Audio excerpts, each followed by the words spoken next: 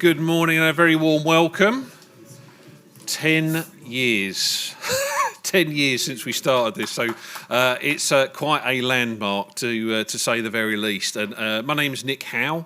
I'm the Strategic Partnerships Manager for NatWest, so it's my pleasure to welcome you here to our humble abode, to welcome you for what I'm sure will be a very productive day.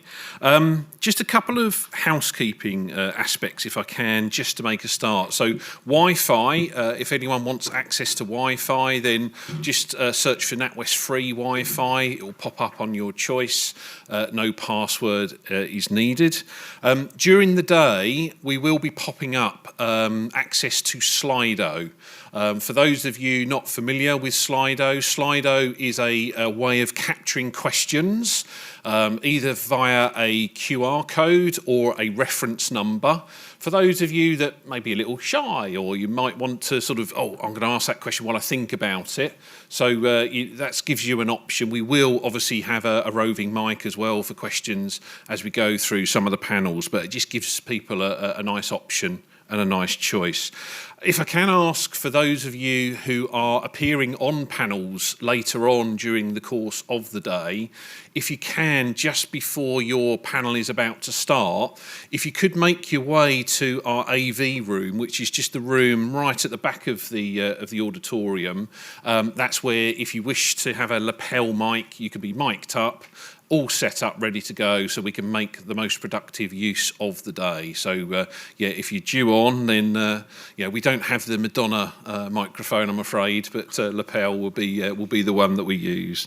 And then, lastly, fire exits. We are not expecting a fire drill today, so if an alarm does raise, then we've got fire exit doors either at the back or to the side, and we congregate on Spitalfield Square, right towards the rear of the premises.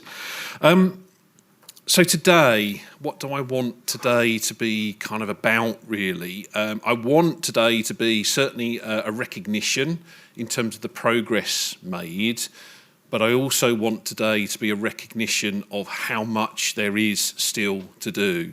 This is such an important topic in terms of smarter multi-generational neighbourhoods, and it's something that I think we bring our professional selves to day in, day out, week in, week out. And I'm sure most of you, whether you're on a panel later or you're here networking, you're thinking with your professional hat on.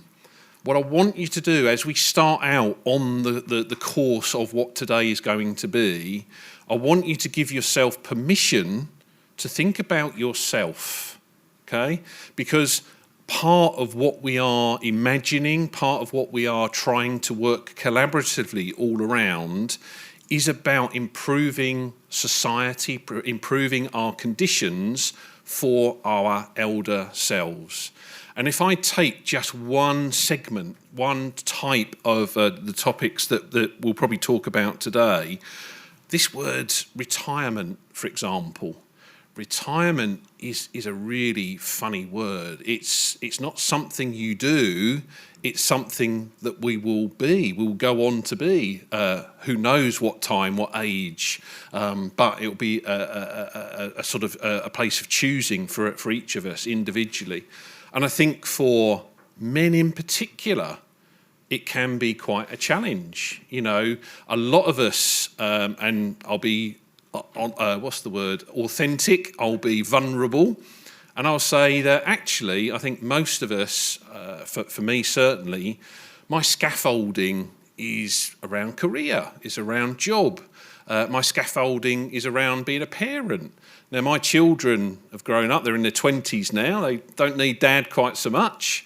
And career-wise, whenever that comes to an end, then suddenly that scaffolding disappears somewhere. And it raises that question of how much time have I spent on myself? And I think for all of us in the room, there is that aspect that we have to think about, that retirement is something that it's something to be. It's not a fixed occupation. It's not a badge. It's something that will evolve, will shape. And it's quite often referred to as different stages within retirement. There are the go-go years. There are the slow-go years. and there are the no-go years. Now, for each of us, they will happen at different phases, but they're going to happen, God willing. God willing, they're going to happen. And so it's down to us to embrace that. So as we go through the day today, and we'll be talking about plans, we'll be talking about examples, we'll be talking about standards, we'll be talking about technology, we'll be talking about all manner of different things. Just allow yourself to come back to that moment in terms of what will life be like for me in terms of my elder self? Because I have the chance to influence that, being part of this wonderful collaboration. I'm going to introduce Ian to the stage. Now, Ian, how do you describe Ian? I won't go out for questions or answers, but Ian is an absolute dynamo, I think, in terms of when you talk about smarter multi-generational neighbourhoods, when you talk about raising a standard. I think it's fair to say that for all of us, going through the standards process has been such a steep learning curve. It really has. And to get to this particular stage has just been, a real achievement. But we're not resting on our laurels. There is so much more still to be done. And that hasn't been possible just Ian on his own. There's been a wonderful working group. There's been a wonderful set of colleagues that have worked with us on the standard to reach part one. But Ian has been absolutely the driving force behind that. So without further ado, I'm going to introduce Ian to the stage and take it away, sir.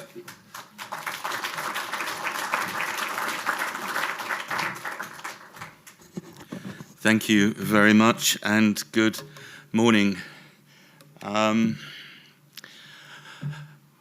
It's an interesting time because we've been doing this, as Nick says, for 10 years, and each year has marked a particular step on our journey, and the call to action to bring people together has been quite precise. Certain times we've had money to offer. That's been very easy to get people to come round for a competition where there's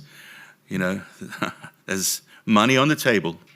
Other times it was the introduction to the standard. What does that mean? Curiosity brought people together. Today is different in as much as it's an intersection. Coincidentally, it is literally 10 years minus 1 day since we had our first, what we called Neighbourhoods of the Future meeting in this very building, not in this room, it was a little bit higher up next door. They didn't have this centre. They built it for us to specification. So that's one thing. We could be here to celebrate the publication of ISO 2553, Part 1, which is happening now. But actually, we're more interested in Parts 2 and Parts 3. Parts 2, and we didn't plan it this way. Basically, Part 1 is the framework. It is the rules, i.e. the requirements and the guidance. It is what good should look like, not what good does look like, because we don't know that yet. And that's what Part 2 is about. What could good look like? So we are, with Part 2, looking for use cases. We're looking to translate the opportunity into reality. And Part 3 is evaluation. How do we go about defining what impact looks like? And inviting people along to participate in that conversation is a little bit ambiguous. You're here, you know that. It wasn't the most precise ask. But in a sense, that was deliberate, because what we have attracted along the way are like-minded individuals, not just organizations. Organizations, yes, but there's always been individuals who have got it. And if it weren't for those individuals, we wouldn't be here. Fact, it's people that have made this happen. And it's people who have shaped it. The whole process has been collaborative. Consensus. I mean, Nick Howe, he's very complimentary about others, but in addition to his day job, for 10 years he has championed this cause within NatWest. And for the past 3 years, he's been the secretariat for this ISO standard in his own time. And that's a lot of additional work. And he doesn't really get the credit that he deserves because he's consistently fighting our fight within a huge business that recognizes it, that has actually said this is, or a smart multi-generational neighborhood is an investable new asset class. That is something that we have to work towards. I'm not going to say much more. What I will do a little bit later is to show you where we are with the standard during one of the sessions. But before I continue, I want to recognize our partners here today. In addition to NatWest, I want to give particular thanks to Philippa Keller from Bupa and Bupa itself. Also, Age UK, London, and Tech UK, and you'll be hearing from them and the reasons why. But just briefly, in regard to Bupa, what we're trying to achieve with the standard is inclusive. Some people say, well, why Bupa? Why not the NHS? And we say, why not both? We say, the future will not be as binary. Fact, can't be. It's not commercially viable. Bupa has a different agenda to most insurance companies. I'm not here to sell Bupa, but it does. If you look at their makeup, the way that the business stands, it has purpose. It is a business with a very clear purpose. When we set out, our first corporate partner was McCarthy Stone. And people said, why McCarthy Stone? That's for the haves, not the have-nots. And I got a lot of flack for that, if you recall. And McCarthy Stone have been incredibly generous with their time and with their expertise to help to inform the development of the standard, what good could and should look like. And you'll hear about that during the course of the day. But we try and get our balance. So more recently, we partnered with Clarion. And Clarion is the largest social housing group in Europe. And we have the chair of Clarion here again today, which is reflective of the DNA of what we are creating. There is no commercial agenda as to why Clarion should be here today, but it is reflective of a collective sense of responsibility to what we're trying to achieve. I'm going to introduce Philippa now, and she can talk for herself in that regard. And then Elizabeth Drury, who's the CEO for Age UK London, will talk about why we have, as part of the core, the person represented within the overall equation. So without further ado, if I could have Philippa. Thank you very much.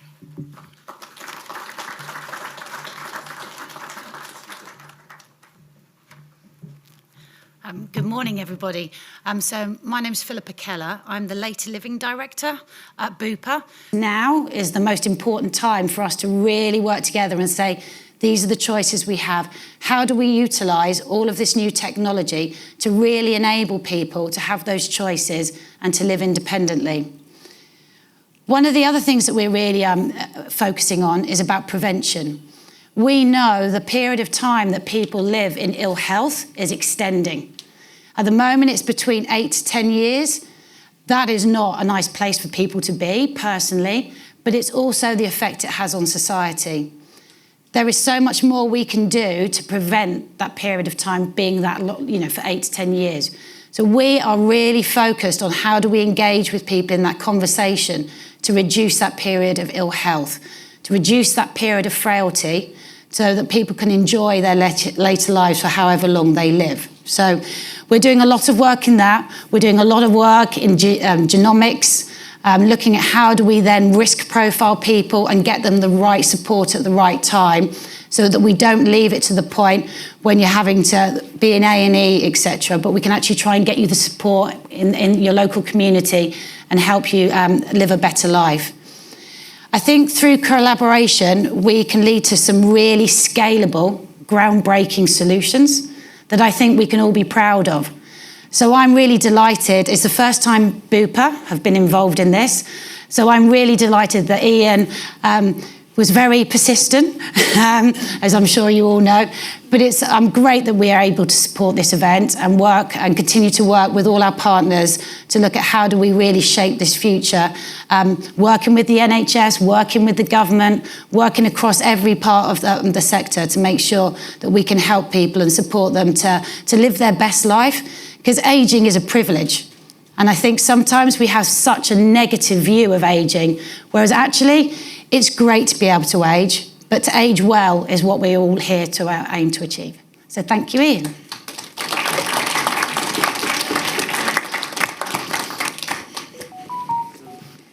Oh, Liz, where are you? Oh, yeah, you're right next to me. Just oblivious. I'm just going to say, Liz and I go back. Liz was here probably 9 years ago, I reckon, the second of our forums. At that point, she was second in command, the quiet one behind the scenes of U3A. And U3A, University of the Third Age, was the first organisation representing older adults that we engaged with, because I really admired the work they did. My dad, before he passed, was a member, and it really helped him. And it was fascinating to find out the insights. And in January or February, I got an email from Liz saying, I'm taking over as CEO of Age UK London, and I've got big plans. She's going to talk to you about the big plans. Come on up.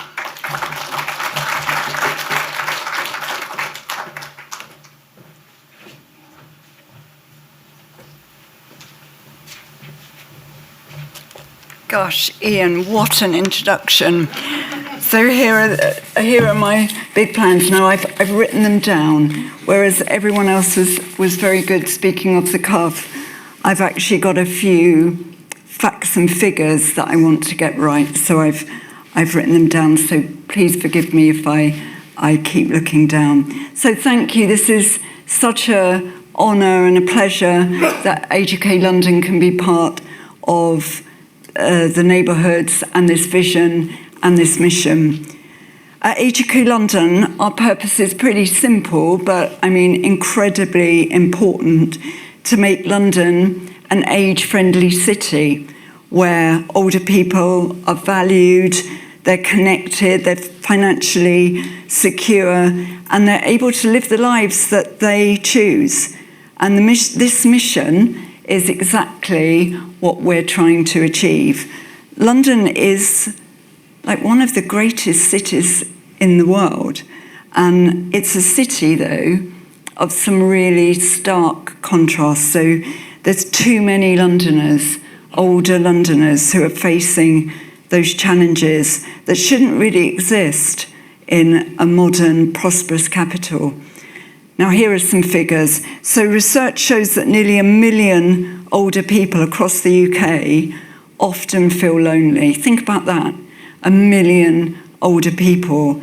And loneliness is not just a feeling, it's a public health crisis. with profound impacts on our well-being and our independence. And we also know that older people living on low incomes in poor health are significantly more likely to experience isolation and loneliness. And here in London, the picture's even more challenging. Older Londoners are more likely to live alone, suffer poverty, and lack that family support, that network, that community behind them. And these are the realities, really, why AGK London and why we're present in this conference and why it matters. It matters that our older people are able to live their best lives. The AGK network partners, and I'm looking at some of them, I'm going to wave at them, across London provide those really important services. They're amazing, including helping to combat loneliness. They have befriending services and community activities and events. They also work with health partners on things like fall prevention, and they provide services and help with communities for those with dementia, offering respite for the carers. And this is important. Another fact, approximately 70,000 people are estimated to be living with dementia in London. And when it comes to falls, over 30% of people aged 65 and over experience a fall each year. That's rising to 50% for those over 80. So those are pretty stark facts. And across London and the wider UK, these accidents result in, as you know, in hundreds and thousands of emergency admissions. It goes without saying that finding solutions to these problems would have a life-changing impact and effect on those people and the people that are caring for them. The Neighbourhoods for Life vision aligns powerfully with what our AGK London and others' vision is, creating those environments where people can age in place, stay connected, and remain active members of their communities. And this means designing the neighbourhoods that support that supports mobility, that supports social connection, digital inclusion, and access to services.